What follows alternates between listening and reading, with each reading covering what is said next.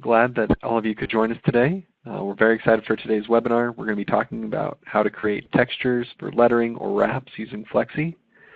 And I hope many of you have done these webinars with us before, so you know Mark, you know that he is the training guru of the sign industry. He knows everything there is to know about Flexi. He's been in the industry for over 2 decades, and he's been training for years. He spends his time going around the country doing lots of different training for all different sign applications, and he's been training in Flexi for a long time, and he can answer any of the questions that you have about it. So we'll go ahead and let him show you how to create textures, kind of add that extra wow factor to your designs really easily. And then after that, we're going to open it up for a Q&A session. So if you do have any questions about textures or even just about Flexi or any other things that you'd like Mark to address, go ahead and type those into the chat window there on the bottom, and we'll get to those questions. He'll be able to answer all of those for you. We will be recording this webinar, so if you have to leave or you just want to watch it again later, we will be recording it, posting it on the SAI YouTube page, and we'll be sending you out a link as well, so you can review it anytime you like. And with that, we'll turn it over to Mark for the training. Thank you, and thank you, Jason, for your comments. Appreciate it. We're going to talk about, when I said textures, I also mean patterns, things that are not perhaps normally used in a lot of lettering or jobs, but I want to show you how to use this feature. And I think just showing you how to use it is going to give you some ideas of what you can use it for. I'm even going to include a feature in the production manager that will help you to print patterns for things like curtains and textiles and dye subtype stuff. There's a lot of applications that you can use patterns for, so we'll talk specifically about that. I want to show you a few examples that I'm actually going to discuss with you and how I made them and how you can take advantage of it. Just a couple here, being able to take a graphic, full graphic like the Mountain Dew there, and insert maybe some lettering on top of that and make it part of the graphic. You can probably think of some ideas there. And then you'd be using the vector artwork or the bad wrap type stuff, be able to use these patterns to produce something a little more interesting for some of the wraps that you're doing and so forth. You could do it either way. You could put it on the vehicle or in the lettering itself. Those are some examples of how you might do this. We're also going to talk about how to use a couple of effects in Flexi along with these patterns. You can see on the left side there, I've got that Mountain Dew image with a Alabama logo on it. Okay, no, not everybody has to bomb me with Alabama comments, I know. Yes, Terry, roll tide. And we're going to show you how to make that. And then you see on the right-hand side there, if there was a press conference or, you needed a backdrop, golf tournaments that need backdrops, stuff like that, you can do these multiple patterns in Production Manager. So I want to show you how to make that pattern. It's kind of a cool thing. And then even taking, some of the stuff that we're using here in these patterns and inserting them in lettering or any kind of vector artwork is a good way to kind of emphasize or stress some of the designs you might make. And I'm going to show you also one last thing, and that's where to get these patterns. You can see these patterns here. You can make them, needless to say, but you can also get some. And these 2 websites here, these are just random websites that I picked off of Google. But what I want to stress on some of this is creating patterns that are seamless tiles, and I'll show you how to do that as well. So that way, when you put the copies, multiple copies of them together in lettering and so forth, you don't see a line between each of the tiles and so forth. So let's get started, and let's see what we can do in Flexi, okay? So I've got Flexi running here, and let me close that one up. I'm going to show you how to make all these things. I'm just going to open up a file, and I'll go ahead and take this one here. All right, let me move these out of the way for a second. My mouse is a little off, so don't distress. When you see the video, sometimes the mouse is a little offset, but that's all right. You'll get the picture of it. And by the way, what we do for the video is we record this, and then I take that and edit it and add some annotations and so forth to kind of give you not only something to listen to, but something to read and get you started. So here we got a graphic on here, right? Now anything in Flexi, anything at all, any graphic, any vector artwork, any combination of those, whatever is selected in Flexi, when you right-click on the swatch table down here and you choose Define Pattern, what it does is it copies whatever you've selected, and then it places that in your palette down here. So I actually made a pattern down here. Now I'm going to double-click on my swatch table, and you'll see this is the pattern that's now been set up for this. And this is the reason I want to start here is to show you some of the features that you might want to choose to use in this particular menu here. So the tile size, each one of these images are the original size, but you can change that. So if I wanted to change this, say, to an inch, I could change it to an inch, and it's going to change the size of the tile. The spacing, you can actually add spacing, vertical and horizontal in here. Had a couple of folks that I've worked with that were actually printing little bathroom tiles or backsplashes and so forth, and they were just literally, instead of applying it one at a time, they were just spacing it out so they could apply it as a sheet on that, That's kind of cool. Let me go back to 0 here. And then shifting is interesting, and it's just literally shifting the tile over a certain percentage, so you can actually offset the tile a little bit. And again, the reason I'm showing this is because sometimes you want to add some interest to the actual design that you're working with. So you would have, you can shift it vertically or horizontally to position it in a certain way. And then you can offset the tiles if you want to. And basically, this is going to allow you to shift your entire design left or right or up and down in order to start at a particular location. So if I wanted to start right at the splash on the can down there, I could do that. So this is how you can create some very nice tiles and patterns, and then name it something that's something that you're going to remember. Now, I'm going to click OK on here, and I want to mention one other thing about what I'm doing here. When I bring up an image in Flexi, and then this one is 13 by 13, and I go to this third tab over here, it says that this image that I loaded in Flexi is 2 megabytes in size. That means that the one pattern that I have here in my swatch table now consumes 2 megabytes of space in that swatch table. So if I had 100 of these, let's say, I would have 200 megabytes of space consumed in the swatch table. So the caution here is, you don't want to make tiles that are such high resolution that you're going to get, a gig size, let's say. And because what that does, it will certainly save in Flexi, it's no problem. But when you start Flexi at that point, then it has to load that palette. And that palette, if it's a very large size, is going to slow down Flexi. It'll just take Flexi longer to load up. So what you might consider doing actually when you're working with textures like this or tiles is just right-click on the swatch table here and create a new table.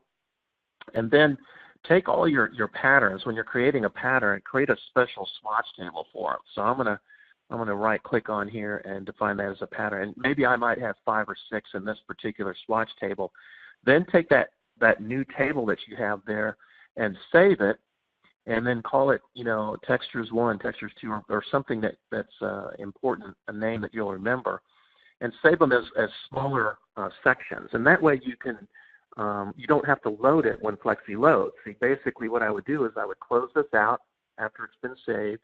I would have my standard swatch table here, or maybe some other color swatch tables, but I don't have a lot of the patterns inside those tables. And that'll kind of save you uptime for Flexi. Now, the way I make the first one here is I'm just going to type in some lettering. I typed in the word do, okay, like this.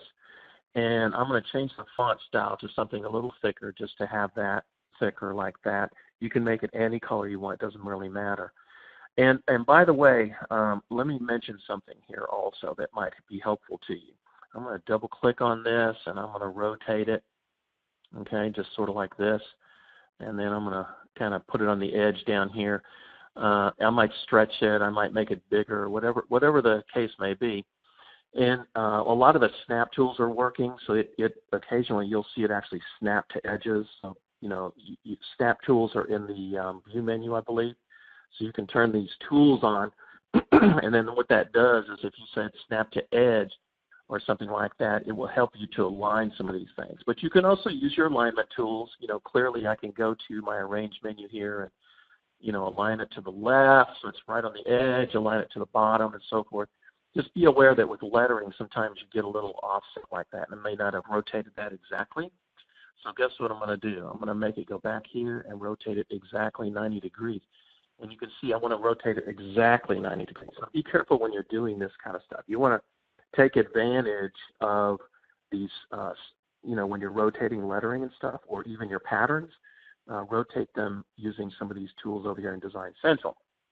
Anyway, all right, so let's go here, and let's take, what I want to do is I want the background to flow into the lettering, and I want the space between the letters to be white. So instead of drawing a white box and putting it behind it and so forth, let me show you something you can do. You can do this with any kind of lettering or graphic. I'm going to take the word do, and I'm going to simply rasterize it. Now what that means is I'm going to turn it into a bitmap. And you can use any resolution you want here. I'm just going to use the default for time's sake. So I've made that. Now, what I want to do is I want to flow the graphic into the yellow letters, and I want the white part of this to disappear, right? So what that means is I'm going to use my bitmap editing tools. I'm going to select, when I have my bitmap selected there, I'm going to select this white part back here, or the yellow part, or whatever. So I can actually select the lettering. Let's do that. Let's do that. I'm using my shift key here to select each of the yellow letters, okay? And then what I would do is I would take my bitmap menu up here and choose make transparent. That's going to make the yellow letters disappear when I apply it. And then the graphic flows into the lettering, and the white space is right here. Now, I could have made that white background. I could have added a gradient to it. I could have painted it different colors. I could have done a bunch of stuff. But that's one way that you can kind of get away and make that first example that I showed you a little bit earlier. That's kind of a cool thing to do right there. Now, if we go one step further here, I'm gonna close this up, and I'm gonna open up this guy right here. And you notice in my graphics here, I'm actually going to use this guy. I just downloaded this from the internet. This is a desktop wallpaper. It was free. I just found it on the internet. I want to use it in my design. So let's open up my my classic bad wrap here. Right? I've got my bad wrap on this thing. Let me close my cloud tools. Give us a little more space. There we go. Okay. So now I'm going to import that design. I'm going to import, and I'm going to take this design, and I'm just going to paste it on the screen here. Now, this bad wrap design is very small, so I'm just going to shrink that real quick. This is just the thumbnail version of it. I could use this in two ways in this particular graphic, and all of this is available on Flexi. Works with just about every version, I think from 10 on. And I'm going to use my my design editor where it says objects here. This little summary of graphics here, that's the actual bad wrap itself. So the design layer down here is where the outline works. So in other words, if I just move this whole graphic over the top of this, and maybe resize it a little bit, all right, I'm just going to resize that a little bit. I'll start with the whole graphic to start with, and I pull this out like this. It just goes over the top like that. So you just need to move the bitmap here. This is the one I'm working on. Just move it down to the design layer, and then it'll just suck itself right on top of that bitmap right there. So that wouldn't be a bad design to have right there. I mean, that's pretty cool. And then you take your other graphic, which is already on that level, and stick it up there, and you notice it's behind the graphic. That's because in my design editor over here, if you take a look, right, here's my design editor, my text is below my bitmap. So all I got to do is just take that and move it up above it, and then you'll see it's right on top of the graphic there. So that's one thing I could have done, right? Now the other thing I could have done, I'm going to undo this. Okay, I'm going to undo that, and I'm actually going to shrink this down a little bit just to, I don't know, you can pick a size, maybe that's as big as you want. And I'm going to right click on here, and maybe what I'm going to do is define that as a pattern, right? because maybe I want to take my roll tide here and click that pattern and put that inside my roll tide. So I can delete my pattern. Oops, oh, sorry, wrong one. Let's delete this guy. And I notice that if I look at the roll tide, the pattern doesn't look real good in there, right? I mean, it might be what I want, but I'm going to double click on here, and this is where I was showing you the sizing here, right? So in this particular example, because it's pretty small, you can make it large or small, right? I can click OK, and you'll start seeing the pattern change, right? So this is where you can offset things. You might want to offset the columns a little bit, you know, shift them around, something like that in between or whatever. And as you do that, you'll get different effects inside your graphic here. And then that would be what I might use on my vehicle in here. So again, what you're doing is you're kind of working with masking. You're working with some of the vehicle graphics that you can download. You're also working with the patterns down here and just double clicking and adjusting them according to what you would like to produce for that particular size or that particular pattern down there. So that's the second example I wanted to use. I know you guys will come up with some really cool things like that.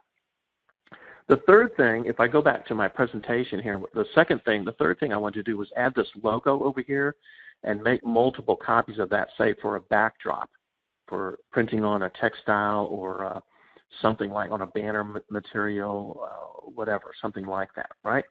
So I'm going to open up that same graphic again here. Okay, and then I'm going to import a second graphic, which is the logo that I want to use on here, and again, quite large, so I'm just going to resize that to a certain extent, okay? And what I need to do is I need to get rid of that white box around the graphic here. So again, what I'm going to do is take advantage of Flexi. I'm going to go to my bitmap menu here and choose Make Transparent, and I'm going to click on the parts that I want to get rid of. So in this case, I just chose the top and bottom around the circle. I didn't choose the white on the inside here. And I'm going to say make that transparent. So I just have the round logo like that. And here's one little tip that I just playing around with this. And you guys can figure all this out. But just go to your effects menu, and you ought to spend some time on your lenses also. Like here's a transparent lens. And you can see I can control my transparency here. I can make it very light.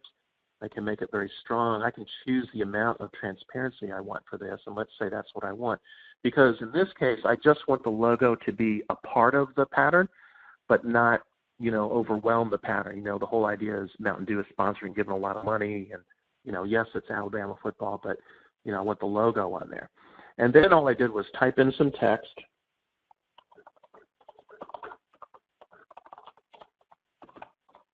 And by the way, it's remembering the last pattern I'm using, but I'm going to use red instead for this thing, or crimson red. And I want to talk about something here also, just to spend a moment on something, okay? This just really quickly here. This is a time saver. Again, when you're working with this kind of design, you want to save a little bit of time. So what I'm going to do here is I'm going to change the font style, okay? I'll change it to something like this. I might even change the amount of space between it. I might even, change the kerning, where I'm actually saying, make them all exactly that length so they'll fit. And here's what I want to do for you, right? Whenever you do something like this, if you think you're going to be using this kind of text style quite a bit, right-click on your text and choose Text Styles and store it as a style, right? So I might call this, Alabama football or something like that. Just type whatever name you want in here. The reason I mention that is that then if you needed to add some additional information to this, like SCOACH, right? You notice that's not even the right font style or anything like that. If you needed to add that to your graphic, now instead of remembering how this is all made, just right-click on the new one and go to Text Styles, and you can apply a style, and you'll have all these styles in here. So here's my Alabama style. I could click OK, and what it'll do is it'll change it to that style, and that might save you some time. In fact, one of the other things, this is really not a strict part of this information we're going over now, but when you're showing customers all these fonts over here, there's like 1 billion of them, right? Why not just take these styles, type in, say, 10 or 15 different styles that you might want to sell and use, and then right-click on those styles and save them, store them as a style. And then when a customer comes in and says, what font styles do you have, instead of showing this big list over here, just right-click and say, here's the styles that I offer. Go into Apply Style, and then you can just go through this list, and it would save them, so, hey, save you a little time, right? Here's another style that I have in there. So anyway, just a little tip right there for that. So let's put this on here, okay? And let's say now what we're trying to do is make a pattern for printing a backdrop or something like that. So basically what you'll do is you'll go to your rip and print settings here, and just, all the color management stuff, follow all those things. And then what you want to do is put it on hold. So instead of sending the actual file and printing it, put it on hold. Just send the file, put it on hold. Now I've already done one, and in my production manager I can get in here now, and there's my single copy. But I want to print multiple copies of that. So I'm going to double click on the name. It's on hold down here. I'm going to double click on that, and it's going to bring up my text menu for job properties here. Let me make that bigger so you can see it. And then there's a great feature in the production manager here. It's a tab that looks like a red, yellow, and blue up here at the top. It's called Step and Repeat. I'm going to click on that, and I'm going to turn it on. And what you'll immediately see is multiple copies of that design show up. Now this is filling my entire width and length of my media, right? So I can limit how much I print, but the idea here is it's multiple copies of the same image, right? And what I like about this is that you can mirror this if you want to mirror it. You can mirror it vertically if you want to. You can do things like offsetting it. If you want to change it, just move these things around like this. So you want to move the pattern a little bit, left or right or up or down. You could change it by size, if you wanted to. Just moving things around and so forth. I think it's a great feature to print things like a backdrop, especially, or on a textile, or if you're using some other methods for creating some cool designs, you might want to consider using that. So the trick there was, when I'm back in Flexi, I sent the file on hold. It ends up in here, right? And I double click on that, and I go to that tab up here at the top called Step and Repeat. Just turn it on, and then use these values in here to change the design the way you'd like to. That's pretty cool. And by the way, look, I'm going to change it. Here I have a graphic that has a bitmap in the background. It has a bitmap over here with a lens effect on it, and then has the actual graphic on the screen right here, right, the vector. And sometimes when you have multiple objects, okay, on a screen like that, especially if it has effects like the lens over here, if I right-click down here, if I choose everything, right-click down here, and save that as a pattern, what Flexi has to do is rasterize the effects.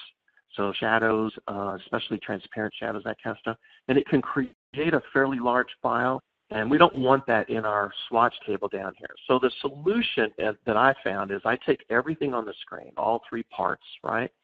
And I go to bitmap, and I rasterize it, and then choose the resolution that I wish. In this case, I'm going to leave it at default. Click OK. Then when I right-click down here and save that as a pattern, the pattern on the bottom down here ends up being a much smaller size. So I still have the pattern I'm looking for, but the amount of size is much smaller. And I think that's very important for you guys, okay? All right. Okay, yes, and by the way, I noticed there's a few folks are still losing audio and video. That's okay. Just we are recording this, and it will go on YouTube as a full feature thing, so you can certainly watch it later. Don't worry about it. All right, so we have this now as a graphic, right, and we have it down here at the bottom. I'm going to go ahead and eliminate this, and then let's type in our do, all right, D-E-W. Okay. It can be any color you want, makes no difference. And watch what I'm going to do here. I'm going to right click. I'm going to use my text styles like I did earlier and apply a style and say that's the one I want. See? That way I didn't spend as much time figuring out which font I want. Then I click down here at the bottom, and you notice how large the graphic is for this example. Again, double click, change the size here, maybe to, I don't see small, but we'll try it anyway. and then you have that repetition in there. And again, that's too small. Okay, let's go to maybe 3 inches.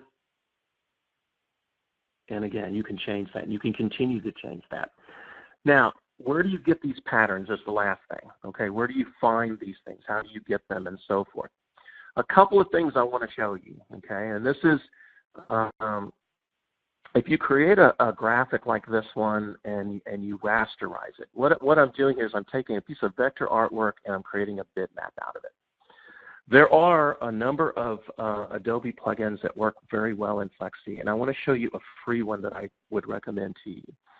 So what that means is if I have a bitmap and I go to bitmap, there's these Adobe filters available. And there's one from Vanderlee. It's called, if you go to vanderlee.com, you're going to get this one free. It's called Camouflage, and I love this thing, you know.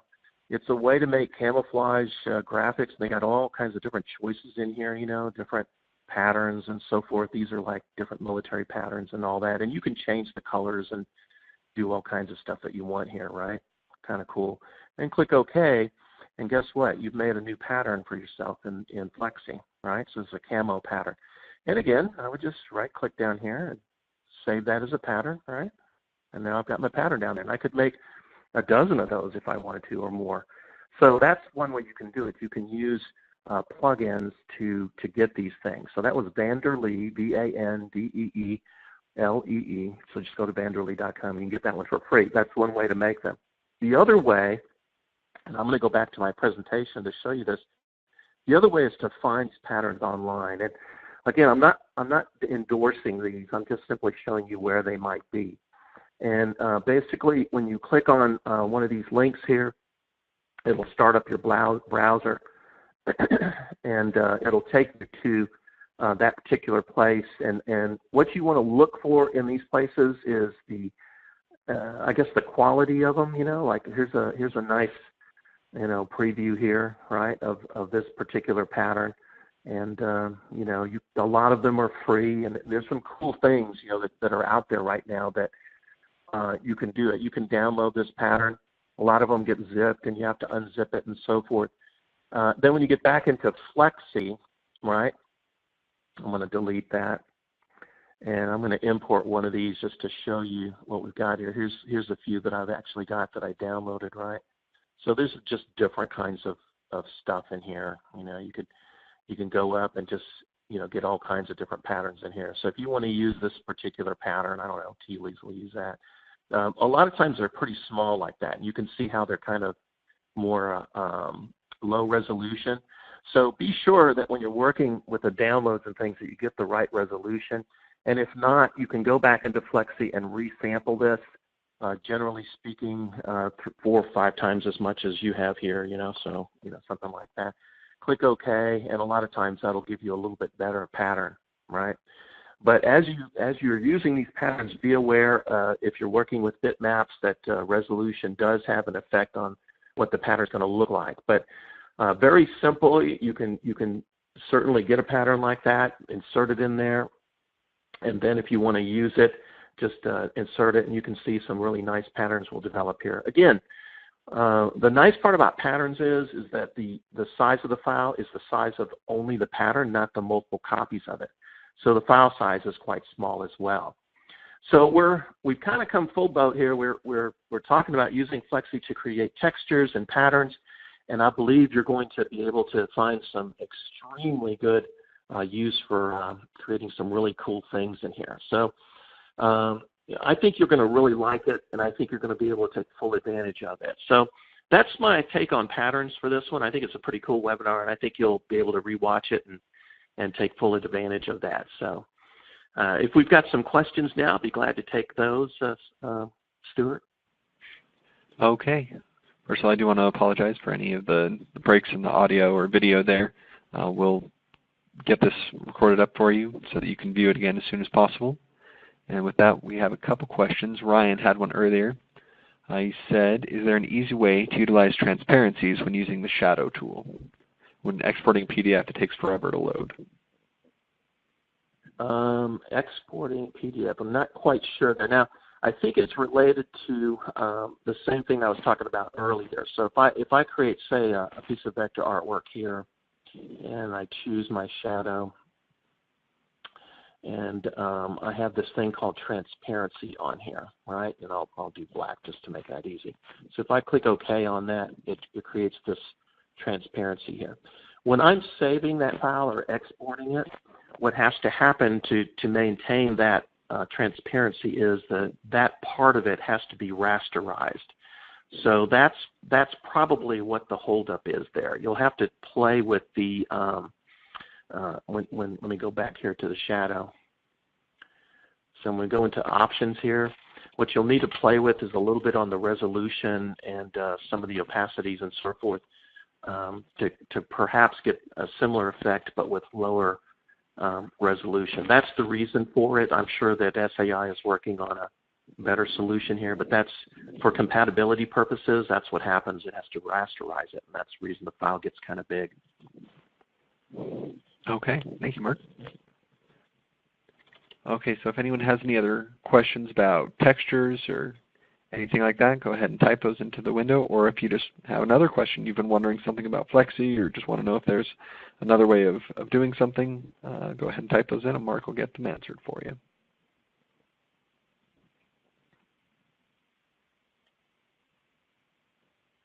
And if you have an idea for another webinar topic as well, we'd love to hear about that. Yeah, we always want to make sure that these are relevant for you guys and useful. So if you do have any topics that you'd like to cover more in depth, feel free to let us know and we can see what we can do to arrange a webinar covering that.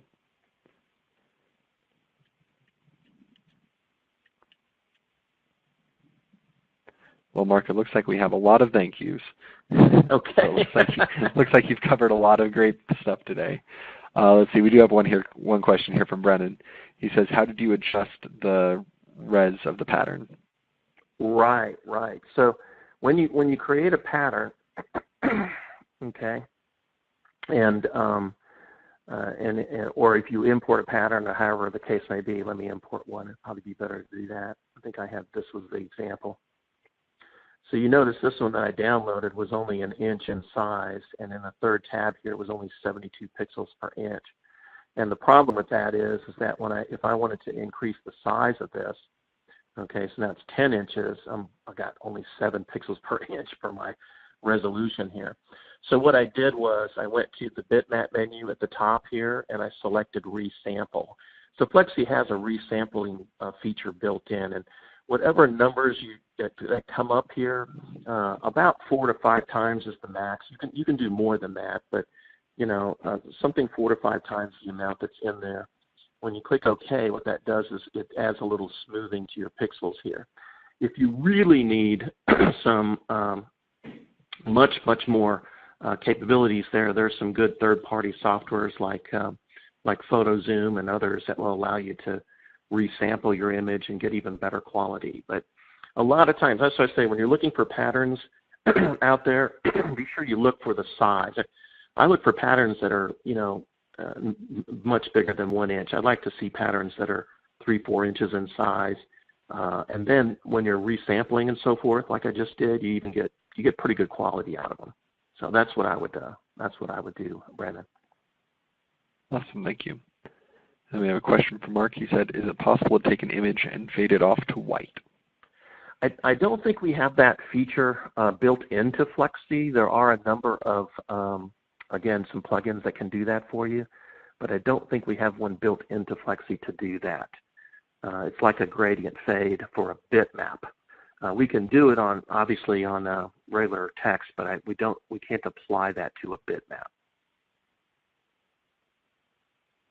Okay, I'll jot that down, see if that's something we can give to the product team. Mm-hmm.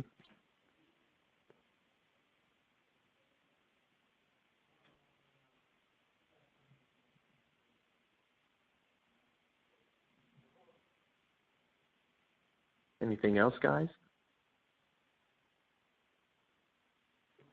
Yeah, we've got one more here from Rebecca. It says, can you distort a bitmap? No, bitmap basically is rectangular in shape, and in Flexi there's no way to distort the actual bitmap itself. So when I click on a bitmap and I go up here and I choose distort, and let's say this is the graphic that I want to use. You can see that's how it's supposed to fit. When I click OK, all it does is clip the bitmap. So it's actually the distortions that you can use on this. I'm going to undo that. Even though you can't distort the bitmap, what you could do is when you go to distortions, let's say, okay, what you could do is you could change a few of these things and maybe create something that's a little bit different looking as a pattern, and then make your pattern out of that. But can't distort the bitmap. You'd have to use another software to do that. Okay, and then Ashley, just wanted to know where you get the Adobe filters. Yeah, those are readily available. They're pretty much everywhere. I would caution you on this. You know, when you're adding Adobe filters to any program, not just Flexi, but when you're adding it to any program, sometimes they will work and sometimes they don't. So before you ever do that, I highly recommend you try to get a demo copy, unless it's free. Get a demo copy and try it first before you purchase, and be cautious about it. You know, I find them everywhere. The one that I was using today was this one called Vanderlee, this camouflage, and basically it's at vanderlee.com. So you'll find quite a few there. I think I need to write a white paper on it or a blog or something, and maybe you can. I'll include some links in there. But be cautious with it. Make sure that it's going to work for you, right? Before you actually make that purchase. Okay, looks like we've got some more questions. Chip had one kind of talking about the distorting. He said, is distorting an image something that can be brought to Flexi or not possible? It probably so.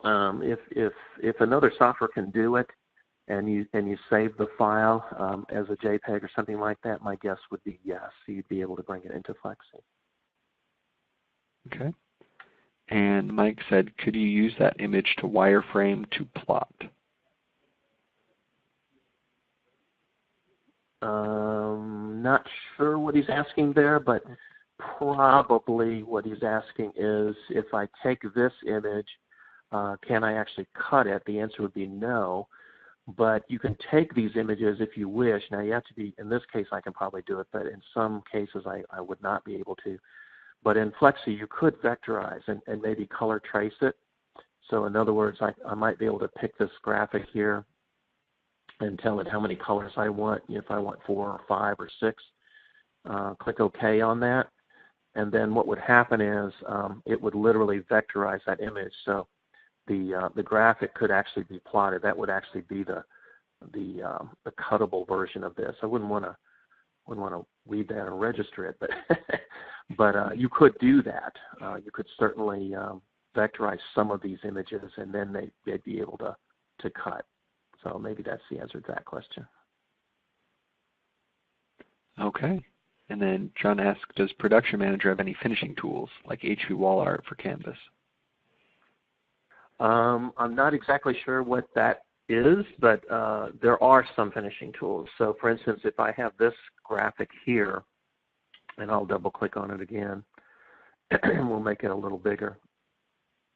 So if we have this thing here, our finishing tools are right next to the pattern tool here. So if I go to finishing, we can add grommet locations in here, fold lines, bleeds.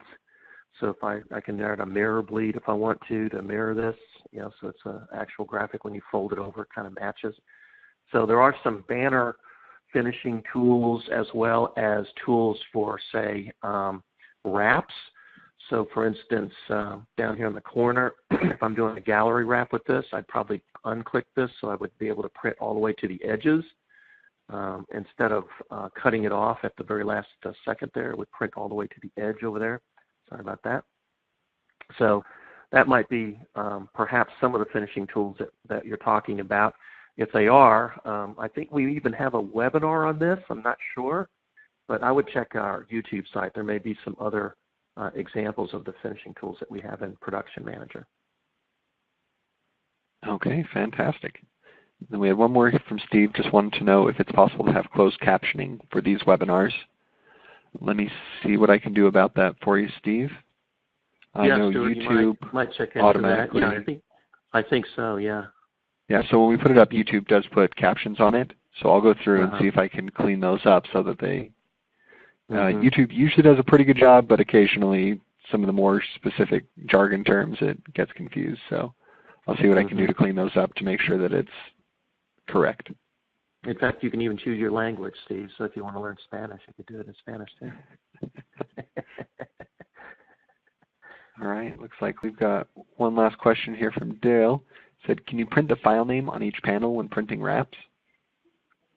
Print the file name on each panel when printing wraps. Print the file name on each panel when printing wraps.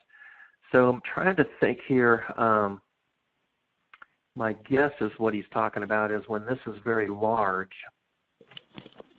like if this, let's see, with panels. So I think that's what he's talking about here is when you're doing panels. So if this were paneled out like this, I don't know if we can print the actual panel name. So like if you wanted panel 1, panel 2, panel 3, I don't think that is possible to do. Let me check one more place here.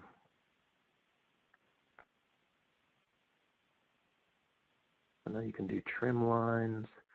I don't see a place where I can do the panel names, so it might be something to look into. I know if it's large, I know there's a paneling capability where you can print the panel tiles out, like on an 8.5 by 11, to kind of see which tile goes first, second, and third. But I don't think it actually prints on the actual panel itself with a label. I don't believe we have that label marker for panels. Don't see it in there. Good question. I'll make note of that and see if that's something we can suggest to product development for future. Yeah, that way it'll make it easier when you're paneling. Okay, well I believe that is everything. Thank you so much, Mark, for going over the texturing and for answering all those questions. Absolutely. We had a lot of good information today, and we will be putting the recording up on the YouTube channel, so if you missed a little bit if your audio cut out or something, or you just want to review it or have some of your employees watch it, we'll be putting that up and have that in the next couple days for you, and we'll be sure to email you all a link. Folks, thank you for coming and for watching. Look forward to seeing you next month.